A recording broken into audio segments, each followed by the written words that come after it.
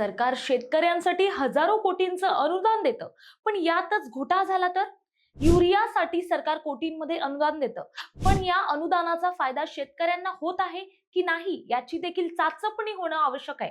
नाशिक विभागातून एक धक्कादायक माहिती समोर आली आहे. तब्बल 1120 कोटी रुपयांच्या अनुदानित युरियाचा काळाबाजार होत असल्याची गंभीर चर्चा सुरू झाली आहे. आणि हा आरोप जर खरा असेल तर हा केवळ घोटाळा नाही, तर शेतकऱ्यांच्या हक्कावर टाकलेला दरोडा आहे. आता संपूर्ण प्रकरण नेमकं काय आहे ते समजून घेऊया. नमस्कार, मी प्राची शिरकर, प्रहार न्यूज लाईन मध्ये आपलं स्वागत करते.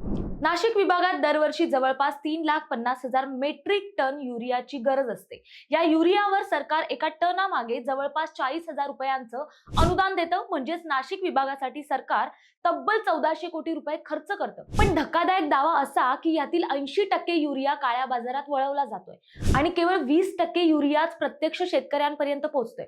आता प्रश्न असा पडतो की युरिया जातो तरी कुठे?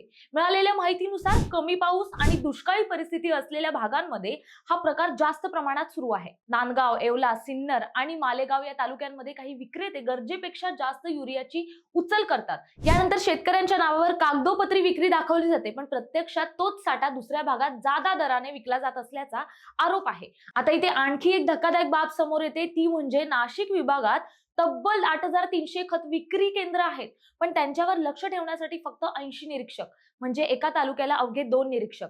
त्यातही दोषी विक्रेत्यांवर थेट कारवाई करण्याचे अधिकार नसल्याची माहिती समोर आली आहे.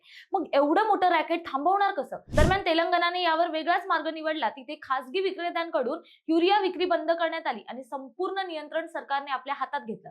त्यामुळे काळा बाजार मोठ्या प्रमाणात कमी झाल्याचा दावा केला जातोय. आता महाराष्ट्रातही तेलंगणा पॅटर्न लागू करण्याची मागणी जोर धरू लागली आहे, कारण हा विषय फक्त खताचा नाही, तर शेतकऱ्यांच्या हक्काचा आणि हजारो कोटींच्या अनुदानाचा आहे. या प्रकरणावर तुमचं मत काय? कमेंट करून नक्की सांगा. माहिती आवडली असेल तर जास्तीत जास्त शेअर करा. धन्यवाद.